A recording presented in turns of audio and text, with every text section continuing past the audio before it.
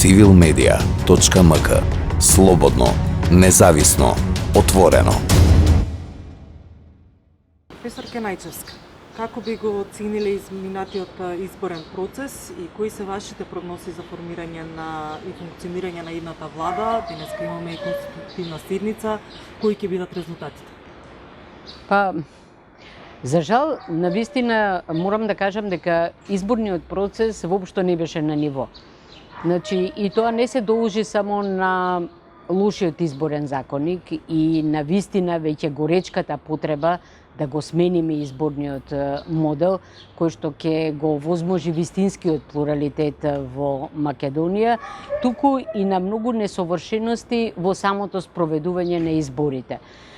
Државната изборна комисија покажа многу слабости и несоодветно реагираше на се она што представува јасно искажани сомневања и кај граѓаните и кај партиите за регуларноста на изборите. Кога ќе се појави дури и најмало сомнение дека имало можност за манипулација со гласови, за несоодветно собирање на гласовите, за несоодветно чување на гласовите, многу е нормално Државната изборна комисија веднаш да изреагира, да каже што превзема, да каже кои алатки ги употребува за да може да го адресира проблемот. Кај нас немаше ништо од тоа. Напротив, изборната комисија се однесуваше како да е се во ред, како да се одвива се најнормално, па хакирањето на страната беше едноставно потурнато настрана како некоја нормална и вообичаена работа, исчезнувањето на одреден број гласови, па нивното појавување исто така и многу сериозни се сомневањата и јас мислам дека се и многу оправдани тие сомневања и кај граѓаните и кај голем дел од политичките партии дека биле можни манипулации, дека се прогледало низ прсти на прекршувањата на законите и дека резултатите со кои што сега манипулира Државната изборна комисија не се оние вистинските. Како ќе ја формираме новата влада? Кои се вашите прогнози? Во моментов да ви кажам, мене многу повеќе ме загрижува составот на собранието. Значи, некако граѓаните дури и кога гласаа, па и во се она со што настапуваа политичките партии, беше како да гласат граѓаните за влада, како да избираме сега министри, премиери и слично. Никој не зборуваше за луѓето кои што ги бираме во собранието. Никој не ги представуваше тие луѓе, се представуваа програми, се представуваа проекти, се нудеа разни работи, покачување на ова, зголемување на пензии, зголемување на плати и слично. Меѓутоа, немавме во ниту еден момент презентирање на луѓето кои што треба да ги представуваат граѓаните во наредниот период. И ја мислам дека граѓаните некако здраво за готово ја прифаќаат целата оваа ситуација и воопшто го бришат собранието како највисоко законодавно тело, како тело во кое што се одлучува и во кое што се донесуваат закони и го прифаќаат само како некоја механичка, обична, продолжена рака на партиите, како луѓе кои што ги извршуваат задачките кои што ќе им ги даде партискиот врв и кои што се таму само да подигаат или да не подигаат раце или да фингираат разговори, да фингираат расправи, поднесување на амандмани и слично. Како резултат на тоа имаме состав на собрание во кое што има луѓе со криминално досие, луѓе кои што се во процес на судење или за кој што има многу силно основано сомнение дека сториле големи прекршувања на законите. Имаме луѓе кои што едноставно во претходниот состав не покажале никакво делување, не покажале никаква активност, дури и ги немало во собранието. Имаме помал број на жени, што дефинитивно е загрижувачки после тој нагорен тренд кој што го имавме во последните избори и имаме дури и млади луѓе на кои што ова им е прво вработување. Јас лично најсериозно се залагам за тоа во собранието да не смеат да влезат луѓе кои што претходно не работеле, да не смеат да влезат луѓе кои што немаат навршено 40 години и кои што немаат минимално животно, ако не некое друго искуство кое што ќе го искористат понатаму во работата на собранието.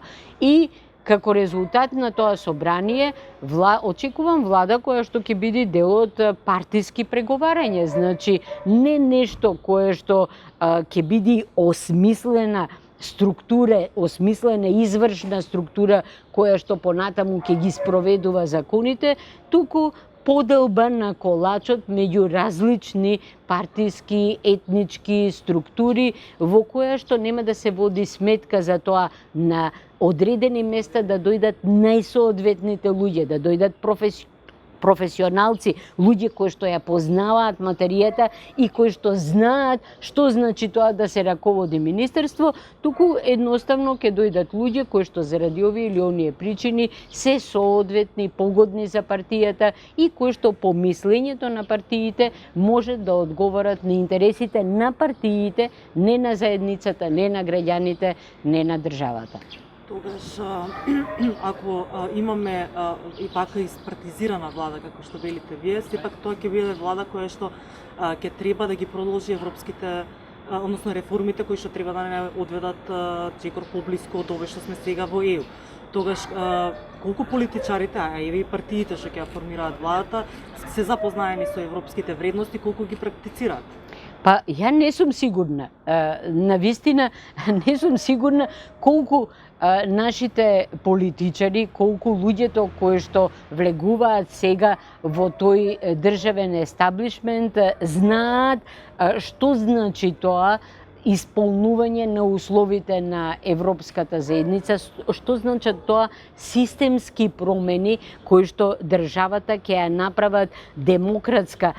Мислам дека тие немаат јасна представа ниту за основните постулати на современата држава. Тие се расфрлаат со зборовите правна држава, владење на правото, одговорност, демократија и слично, меѓутоа секоја понатамошна постапка, секој понатамошен чекор покажува дека тие всушност не разбираат за што станува збор. Значи, еве наједноставни работи.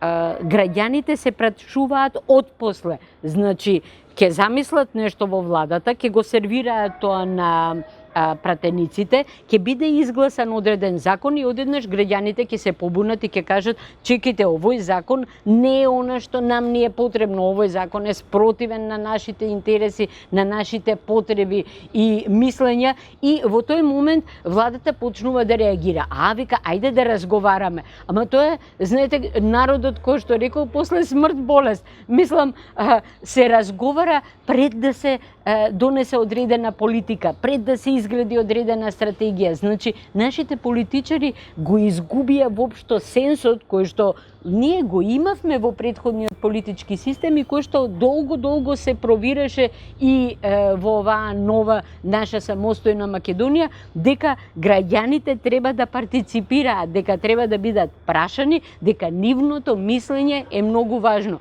Дури и во институција како што е Уставниот суд, во поранешните состави, значи негдека на почетокот на неговото постоење, не можеше да биде донесена ниту една значајна одлука без да биде консултирана експертската јавност, без да има отворена јавна расправа во која што ќе се судрат мислењата на експертите, затоа што се работи за многу суптилни прашања, за различни толкувања на на правото, за различни правни школи и слично. Не, сега Уставниот суд си донесува какви што сака, кога сака одлуки, без никого да консултира, без да почувствува потреба да ја слушни експертската јавност. Значи, сето ова не зборува дека нема елементарен сенс за тоа што е демократија, дека демократија демократијата не представува само избори, туку демократијата представува инволвирање на граѓаните во процесот на одлучување.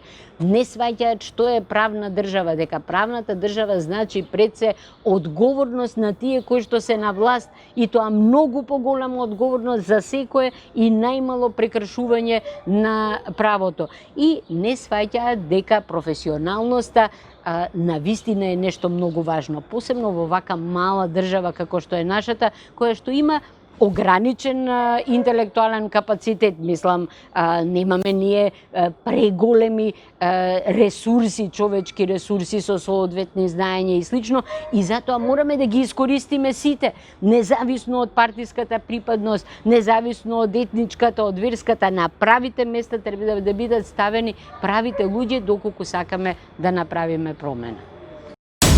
civilmedia.mk Слободно, независно, отворено.